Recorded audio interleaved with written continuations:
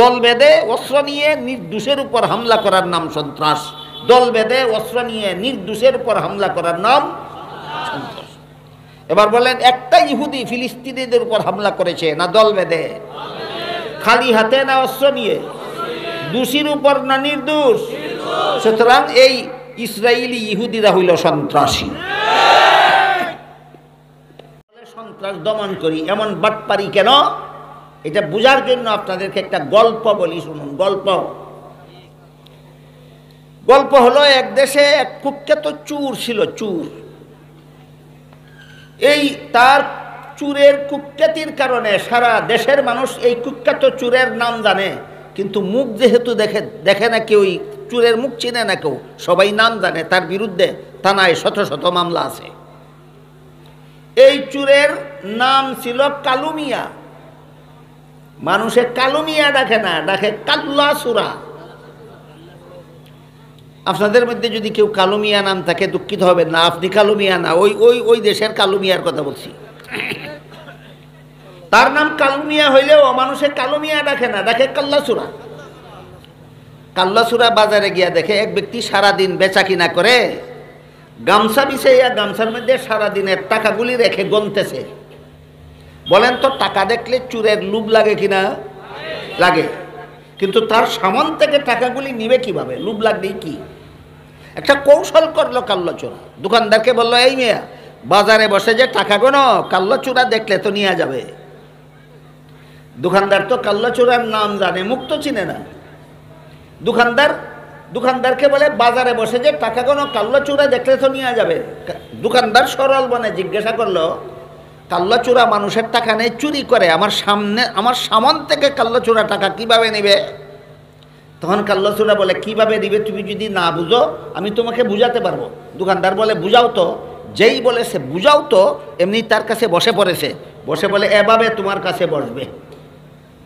তারপর তার সাবান থেকে টাকাগুলি নিয়ে নিজের পকেটে ঢুকায় আর বলে, এইভাবে তোমার টাকা তার পকেটে ঢুকাবে। সবগুলি টাকা নিজের পকেটে ঢুকাইয়া উঠে দাঁড়াইলো, দাঁড়াইয়া কইল, এইভাবে দাঁড়াইবে। দাঁড়াইয়া দিল দৌড় আর বলল, এইভাবে দিবে দৌড়। এতক্ষণে খবর হইছে দোকানদারের, এই তো কাল্লা চোরা নিয়ে গেল। তো এইবার দোকানদার চেঁচামেচি শুরু করলো, কাল্লা চোরা আমার টাকা নিয়ে গেল, কাল্লা চোরা টাকা নিয়ে গেল। এই কথা শোনা মাত্র বাজারের মানুষ ভিড় করে ফেললে সেখানে, আর কাল্লা চোরা পড়ে গেল বীরের ভিতরে। বীরের ভিতরে কায়দায় পড়ল না বেকায়দা? বেকায়দায় পরে কাল্লা চোরা চিৎকার দিয়া বলতে লাগলো, কাল্লা চোরা টাকা নিয়ে গেল, কাল্লা চোরা টাকা নিয়ে গেল। গল্প বুঝে থাকলে বলুন, কাল্লা চোরার মুখে কেন বলে কাল্লা চোরা টাকা নিয়ে গেল? বাজারের মানুষ যেন না বুঝে এই কাল্লা চোরা। ঠিক তেমনি ভাবে বিশ্ব সন্ত্রাসীরা মুসলমানদেরকে সন্ত্রাসী হামলা করে নিধন করে যাচ্ছে আর বলছে, সন্ত্রাস দমন করি, সন্ত্রাস দমন করি। বলুন, সন্ত্রাসীরা কেন সন্ত্রাস দমন ওজিফা দফে? সমাজের মানুষ যেন না বুঝে এরাই সন্ত্রাসী। এই সন্ত্রাসীদের পলিসি আর কাল্লা চোরার পলিসি সেম পলিসি। এবার বলুন, বর্তমান দুনিয়াতে মুসলমানদের উপর সন্ত্রাসী হামলা যে সমস্ত সন্ত্রাসীরা চালাচ্ছে, কিসের নামে? সন্ত্রাস দমনের নামে। এটা কাল্লা চোরার পলিসি। ভালো মানুষের পলিসি না কাল্লা চোরার পলিসি? এই সন্ত্রাসীদের দমন করার জন্য ইসলাম ধর্মে জিহাদের বিধান দেওয়া হয়েছে। এবার সন্ত্রাসীরা আরেক নতুন পলিসি অবলম্বন করছে। ইসলামের জিহাদকেই সন্ত্রাস বলা শুরু করে দিয়েছে। নিজেরা সন্ত্রাসী বলে সন্ত্রাস দমন করি, ইসলামে আছে সন্ত্রাস দমনের ব্যবস্থা জিহাদ, বলে জিহাদ ওই সন্ত্রাস। এটা আরেক বাটপারি। এই বাটপারির কারণে যে সমস্ত মুসলমান দ্বিধা সংকোচে আছেন, জিহাদ কোনটা সন্ত্রাস কোনটা বুঝতে পারেন না, তাদের জন্য পরিষ্কারভাবে বলে দিতে চাই, জিহাদ কাকে বলে আর সন্ত্রাস কাকে বলে। তিন জিনিসের সমষ্টির নাম সন্ত্রাস। এটা মনে রাখবেন, ভুলে যাবেন না। কত জিনিস একত্র হলে সন্ত্রাস হয়? এক নম্বর, দলবদ্ধতা, একা একা কেউ সন্ত্রাসী হতে পারে না। দুই নম্বর, অস্ত্রের ব্যবহার, খালি হাতে দলবদ্ধ হয়েও সন্ত্রাসী হতে পারে না। তিন নম্বর, নির্দোষের উপর হামলা, দল বেঁধে অস্ত্র নিয়ে নির্দোষের উপর হামলা করার নাম সন্ত্রাস। দল বেঁধে অস্ত্র নিয়ে নির্দোষের উপর হামলা করার নাম সন্ত্রাস।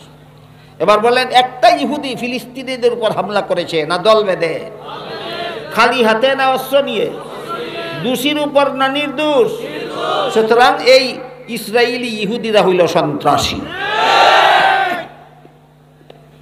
এখন জেহাদ কোন জিনিসের নাম?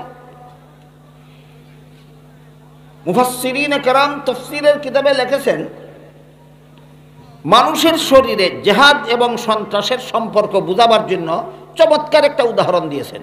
সেটা হইল, মানুষের শরীরে একটা দুরারোগ্য রোগ হয়, রোগটার নাম ক্যান্সার। সহজ রোগ না কঠিন রোগ? পুরাতন হয়ে গেলে কোনো চিকিৎসায় সারে না, রোগীর মরণ ছাড়া গতি থাকে না। কিন্তু প্রাথমিক অবস্থায় যদি ক্যান্সার ধরা পড়ে, তাইলে শরীরের যে অঙ্গে ক্যান্সার ধরা পড়ে সেই অঙ্গটা অপারেশনের মাধ্যমে কেটে ফেলে দিলে শরীরের বাকি অঙ্গ রক্ষা করা যায়। তাহলে ক্যান্সারের সফল চিকিৎসা কি? অপারেশন। ক্যান্সারের সফল চিকিৎসা অপারেশন। ঠিক তেমনিভাবে আল্লাহর দৃষ্টিতে দুনিয়ার গোটা মানুষের সমাজটাই একটা শরীরের মতো, আর সন্ত্রাসী দলগুলি সমাজ দেহের ক্যান্সার। ইসলামের জিহাদ বিধান এই ক্যান্সারের অপারেশন। সুতরাং জেহাদই সন্ত্রাস না সন্ত্রাস দমনের সফল ব্যবস্থা? জেহাদ সন্ত্রাস নয়, জেহাদ সন্ত্রাস দমনের সফল ব্যবস্থা। এই জেহাদ কখন ফরজ হয়? যখন সন্ত্রাসীরা নির্দোষ মুসলমানদের উপর হামলা চালায়, তখন জেহাদ ফরজ হয়। কাজী বর্তমান দুনিয়াতে জেহাদ ফরজ নয়। কার উপর ফরজ হয়? মুসলিম দেশের সরকারের উপর। বলুন, কার উপর ফরজ হয়? মুসলিম দেশের সরকারের উপর। জনগণের কোনো দায়িত্ব নাই, 100 আছে। সরকার সেনাবাহিনী পাঠাবে, সরকার অস্ত্র পাঠাবে, জনগণ সরকারকে সাধ্যমতো সহযোগিতা করবে। জনগণের কোনো দায়িত্ব নাই না সরকারকে সহযোগিতা করার দায়িত্ব? জনগণের দায়িত্ব সরকারকে সহযোগিতা করা। যেই দেশের মুসলমান সন্ত্রাসীদের হামলার শিকারে আক্রান্ত হলো, সর্বপ্রথম ওই দেশের পার্শ্ববর্তী মুসলিম দেশের সরকারের উপর জিহাদ ফরজ হয়। একটা মুসলিম দেশের সরকারের সহযোগিতায় যদি মজলুমগণ রক্ষা না পায়, 5টা দেশ একত্র হয়ে ওই জিহাদে অংশগ্রহণ করা ফরজ হয়। 5টা দেশের ঐক্যবদ্ধ জিহাদেও যদি মজলুমদের রক্ষা করা সম্ভব না হয়, 10টা মুসলিম দেশে ঐক্যবদ্ধভাবে জিহাদে অংশগ্রহণ করা ফরজ হয়। এইভাবে পর্যায়ক্রমে সারা বিশ্বের সমস্ত মুসলমান দেশের সরকারের উপর মজলুম মুসলমানদেরকে রক্ষা করার জন্য আর সন্ত্রাসীদেরকে দমন করার জন্য জিহাদ ফরজ হয়।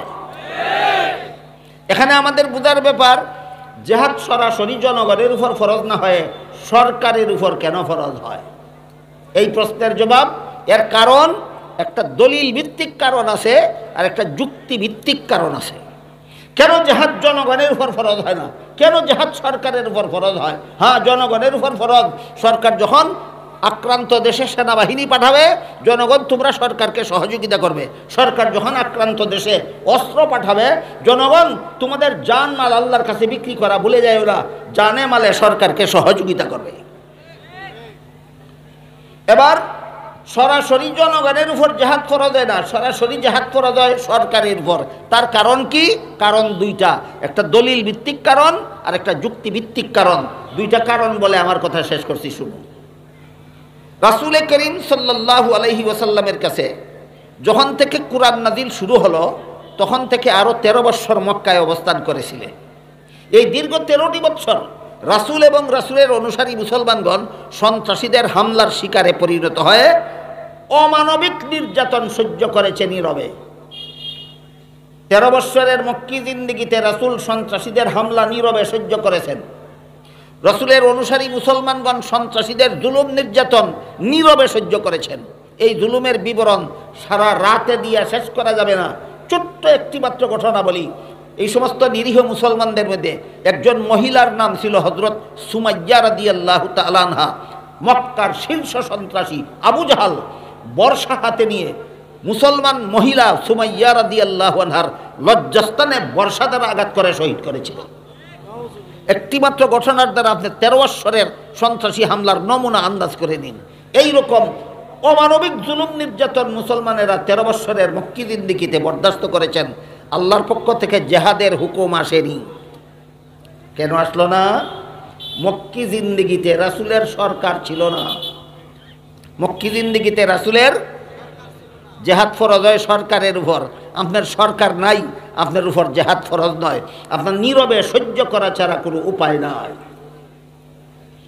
তারপরে রাসূল 53 বছর বয়সে মক্কা শরীফ থেকে হিজরত করে মদিনা শরীফ গেলেন। সেখানে গিয়েই রাসূল একটা রাষ্ট্র প্রতিষ্ঠা করলেন এবং সরকার গঠন করলেন এবং রাষ্ট্র পরিচালনার জন্য পৃথিবীর ইতিহাসে সর্বপ্রথম মুহাম্মদুর রাসূলুল্লাহ একটা লিখিত সংবিধান তৈরি করলেন।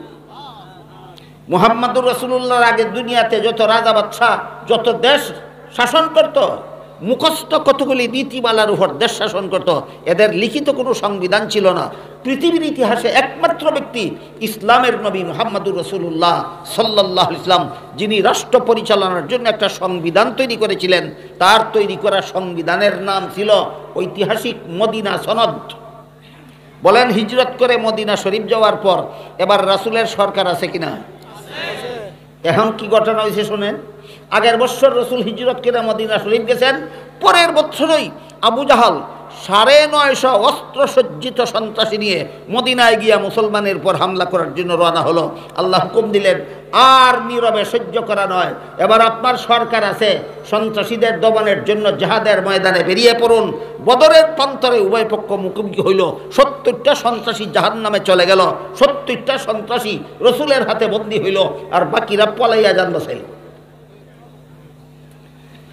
ঘটনা বুঝে থাকলে বলুন তো, 13 বৎসরের মক্কি জিন্দিগিতে এত লুমহর্ষক জুলুম নির্যাতন সন্ত্রাসীদের মাধ্যমে সহ্য করলো মুসলমানেরা, জেহাদের ময়দানে ঝাঁপিয়ে পড়ল না কেন? সরকার ছিল না। আগের বৎসর মদিনা গেলেন, রাষ্ট্র গঠন করলেন, পরের বৎসর ওই জেহাদে ঝাঁপিয়ে পড়লেন কেন? কি প্রমাণ হইল? জেহাদ ফরজ হয় কার উপর? সরকারের উপর। এটা হলো দলিল ভিত্তিক জবাব, সরকারের উপর কেন জেহাদ ফরজ হয়। এবার শুনুন যুক্তিভিত্তিক জবাব, সরকারের উপর কেন জেহাদ ফরজ হয়। জেহাদটা তো ফরজ হয় সন্ত্রাসীদের বিরুদ্ধে। সন্ত্রাসী কাকে বলে? দল বেঁধে অস্ত্র নিয়ে নির্দোষের উপর হামলা করার নাম সন্ত্রাস। দল বেঁধে অস্ত্র নিয়ে নির্দোষের উপর হামলা করার নাম সন্ত্রাস। এদেরকে দমন করার জন্য যুদ্ধ বা জাহাদ। জনগণের এরকম কোনো সেনাবাহিনীর দল থাকে না। সন্ত্রাসীদের মোকাবেলায় যুদ্ধ করার মতো কোনো অস্ত্র জনগণের হাতে থাকে না। প্রশিক্ষণপ্রাপ্ত সেনাবাহিনী থাকে সরকারের এবং যুদ্ধ করার মতো অস্ত্র থাকে সরকারের। সুতরাং জনগণের উপর জেহাদ ফরজ হয় না। সন্ত্রাসীদের মোকাবেলায় মজলুম মুসলমানদেরকে হেফাজত করার জন্য, সহযোগিতা করার জন্য জেহাদ ফরজ হয় সরকারের উপর। দুঃখের বিষয়, বর্তমান দুনিয়ার 57টা মুসলমান দেশের মধ্যে, বর্তমান দুনিয়ার 57টা মুসলমান দেশের মধ্যে আঙ্গুলে গোনার মতো কয়েকটা মুসলমানের দেশ ছাড়া বাকি সবগুলি মুসলমানের দেশ ফিলিস্তিনি মজলুম মুসলমানদের ব্যাপারে নীরব। টু শব্দটাও করে না। সন্ত্রাসীরা ইচ্ছা মতো মুসলমানদেরকে হত্যা করে চলেছে, আর প্রায় 50টা মুসলিম দেশের সরকার নীরব, টু শব্দটাও করে না। এরা বুবা শয়তানের ভূমিকা পালন করে যাচ্ছে। বর্তমান দুনিয়ার প্রায় 50টা মুসলমান দেশের সরকার ফিলিস্তিন সহ যে সমস্ত দেশে মুসলমানদের উপর সন্ত্রাসী হামলা চলছে, এই ব্যাপারে এরা বুবা শয়তানের ভূমিকা পালন করে যাচ্ছে।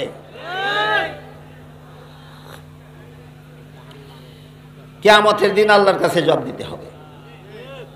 গদি তোমার সাথে তোমার কবরেও যাবে না, গদি তোমার সাথে হাসরের মাঠেও যাবে না, কিন্তু তোমার উপর জিহাদ ফরজ হয়েছিল অসহায় মুসলমানদেরকে ছেড়ে দিয়ে তুমি গদি কামড় দিয়ে বসেছিলা কেন? এই প্রশ্নের জবাব এই সমস্ত সরকারদেরকে কাল হাসরের মাঠে আল্লাহর দরবারে দিতে হবে।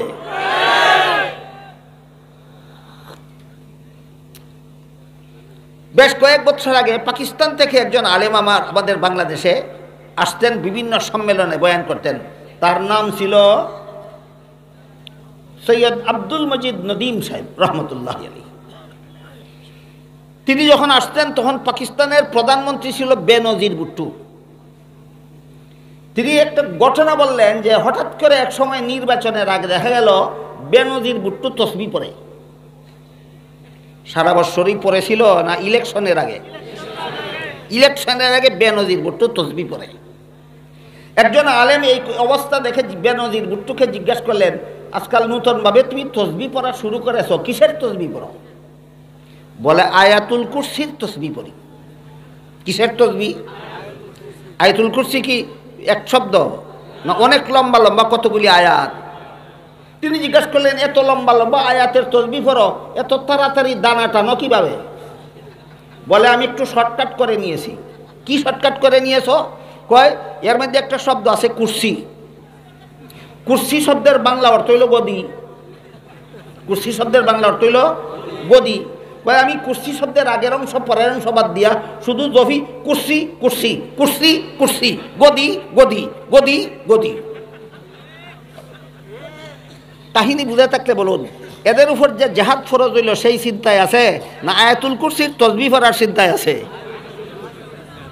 বর্তমান দুনিয়ার প্রায় 50টা মুসলমান দেশের সরকার আয়াতুল কুরসির তসবিহ পড়তে আছে। জেনে রেখো, যেই চেয়ারে বসা আছো এই চেয়ারের জায়গায় থাকবে, তুমি তলে চলে যাবে মাটির তলে। ফেরাউন একটা চেয়ারে বসা ছিল কিনা? চেয়ারের জায়গায় রয়ে গেছিল, ম্যান চলে গেছিল সাগরের তলায়। দুনিয়াতে যত চেয়ারম্যান চেয়ার নিয়ে বসে আছো, চেয়ার তোমার সাথে যাবে না, চেয়ারের জায়গায় থাকবে, তুমি চলে যাবে মাটির তলে। সেই দিন তোমাকে জিজ্ঞেস করা হবে, মজলুম মুসলমানদের পাশে দাঁড়ালে না কেন? সন্ত্রাস দমনের জন্য জিহাদ করছিল না কেন? এইগুলো প্রায় 50টা মুসলমান দেশের সরকারের অবস্থা। বাদ বাকি আর 7টা 8টা 9টা 10টা দেশে অবস্থা এমন, এরা নীরব নয়, এরা বলে আমরা ফিলিস্তিনিদের পক্ষে আছি। কি বলে? ফিলিস্তিনিদের পক্ষে আছি। এই ব্যাপারে আমি আপনাদেরকে একটা উদাহরণ দিচ্ছি। আপনার একটা ভাইকে 10টা গুন্ডা লোক রাস্তায় লাঠির দ্বারা মাথায় আঘাত করতে করতে রক্তাক্ত করে ফেলেছে, আর কিছুক্ষণ থাকলে আপনার ভাইটাকে মেরেই ফেলবে। এই ঘটনার থেকে 100 হাত দূরে দাঁড়িয়ে দাঁড়িয়ে আপনি শুধু বললেন আমি আমার ভাইয়ের পক্ষে আছি। তোমার এই পক্ষে আছি কথার দ্বারা তার কি গুড়ার ডিমের কাজে লাগে? বলেন পক্ষে আছি বললে চলে না? জানে মালে জিহাদ করার হুকুম। জানে মালে জিহাদ করার ব্যাখ্যা হলো, জানের দ্বারা জিহাদ করার ব্যাখ্যা হলো সেনাবাহিনী পাঠাও, মালের দ্বারা জিহাদ করার ব্যাখ্যা হলো অস্ত্র পাঠাও। মুনাফিকি চলবে না। সত্যই যদি আন্তরিকভাবে সন্ত্রাস দমনের ইচ্ছা থাকে, মজলুম মুসলমানদেরকে রক্ষা করার ইচ্ছা থাকে, আল্লাহ বলেছেন জানে মালে জিহাদ করো। এই দুইটা জিনিস তোমার আল্লাহর কাছে বিক্রি করা, এর বিনিময়ে তুমি জান্নাতের খরিদ্দার হয়েছ। চুক্তি লঙ্ঘন করতে করতে মরবা, জান্নাত থেকে পরকালে বঞ্চিত থাকবা। আল্লাহ আপনাদের আমাদের সবাইকে বিষয়টা অনুধাবন করার তৌফিক দান করুন, আমিন। সুবহান রাব্বিকা রাব্বিল ইজ্জাতি আম্মা ইয়াসিফুনা ওয়া সালামুন আলাল মুরসালিন ওয়ালহামদুলিল্লাহি রাব্বিল আলামিন।